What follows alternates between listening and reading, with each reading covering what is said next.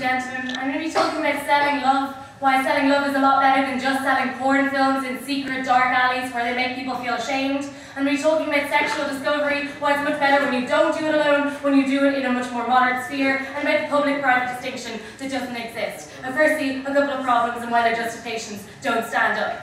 Their problem initially was that the standard of woman that you come to expect is one who is A, subservient and submissive, secondly, who dresses provocatively, slushily like a whore, thirdly, that their standard of sexuality is one controlled by men. The problem is that porn does that, not when you simply have an attractive woman selling you makeup. That's their confusion. They say, though, that firstly, porn exists under their proposition. But porn exists in a way that is shameful and that is only the discourse. You lose the moderate opinion on that and you get rid of the middle ground. Not only do you do that, but you make sure that everyone feels guilty about consuming that porn so that you have to admit to fess up to being skanky and dirty if you look at it too, and so discourse gets heard more. No thank you.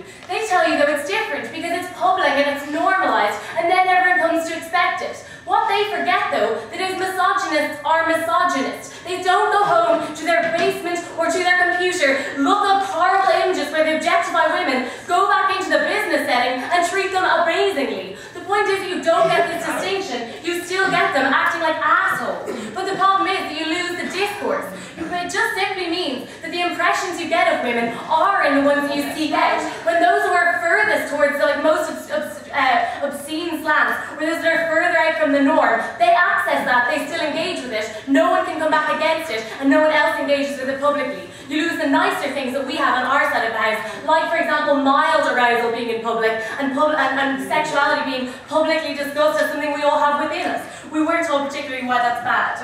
No thanks. But then they told us, you see, that the problem is that it's a single image and so you don't get a backstory. We tell you that would be a ridiculous distinction if it was only on poster boards and billboards because you wouldn't correct for your own problem. You still have longer ads that treat women in the same way or films that treat people in the same way. And so we tell you actually get a lot more backstory. Why is that the case in films and in movies? Let's see. One, as Michael tells you, we get no response to the idea that there is a backstory. So you actually get to see beforehand, during, and afterwards. No thank you. Secondly, which is even more obvious, you get a lot more conversation in movies than you do at the beginning of pornos, which we're also fine with, because believe it or not, it mirrors the real world a lot better. No thank you. Thirdly though, let's notice what happens in ads. Why they're not currently termed pornography and banned is that they wear clothes and they don't act like these sports that you're talking about. So the difference is then that you are feeling aroused by what you don't see as well. So it's not simply about the graphic nature that you get within pornography, it's about allure and mystery and engagement with a broader form of sexual identity. So that's much better. Justifications they gave us. No thank you. It's just society around us shapes collectively and individually our interpretations of our sexuality. Let's notice that a spectrum exists already, firstly on how sexuality is portrayed, and secondly on what people take from this sexuality. So at the moment in newsagents there are things like porn magazines for sale. Note that not every woman in this auditorium is dressed like anyone in any of those porn magazines, nor does every man in this auditorium want them to be, because there is still a spectrum of the sorts of engagement that you want, and a spectrum of the way you'd like to engage in that and what you find attractive. But what you do is marginalise it because you can't have mild arousal, you can't have mild attraction in public.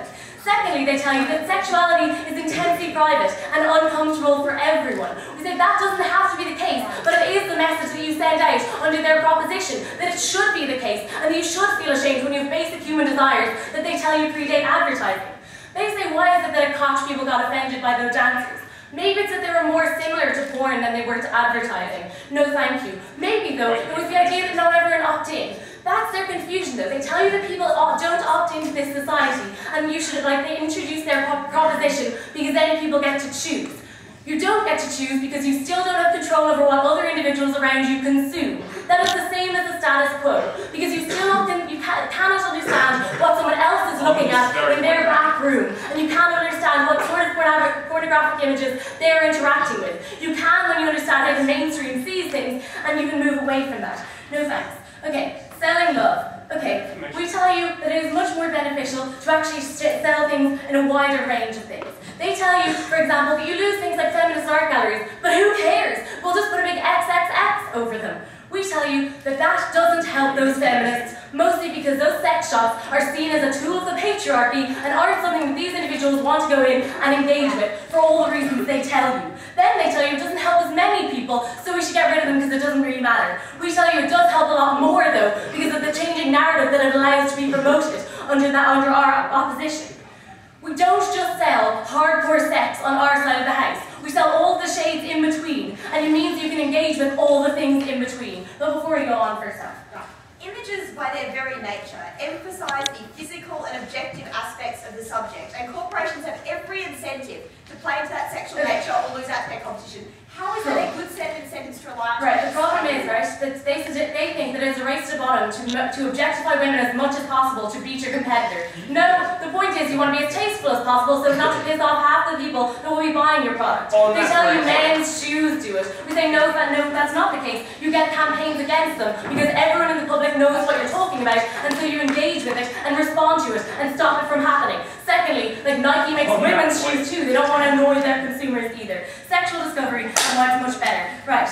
They tell you arousal is learned. We say it's much better when it's learned with other people. Firstly, as Michael tells you, we get no response to any of this. We don't want you to discover it alone. We don't want you to feel ashamed about it. It happened in Ireland for like 50 or 100 years where no one could mention that anyone might fancy anyone else. And all it meant is that people felt way too ashamed to come forward with any frank discussion of what it meant to be a man or a woman, or the things they want on their side of the house, like what it should mean to be a man or a woman and be powerful.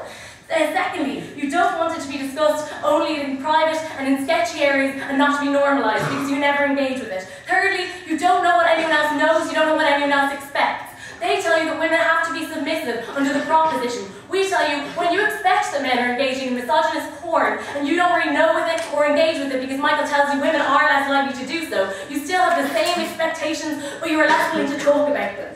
Okay, public-private distinction. It forms a part of us. Let's all admit it. Michael tells you that it is something innate to all people. But the problem is, the private discovery excludes that. It excludes discussion, it excludes any reinterpretation of what it should mean to be a woman or a man or be sexual. To discover that alone doesn't help that society.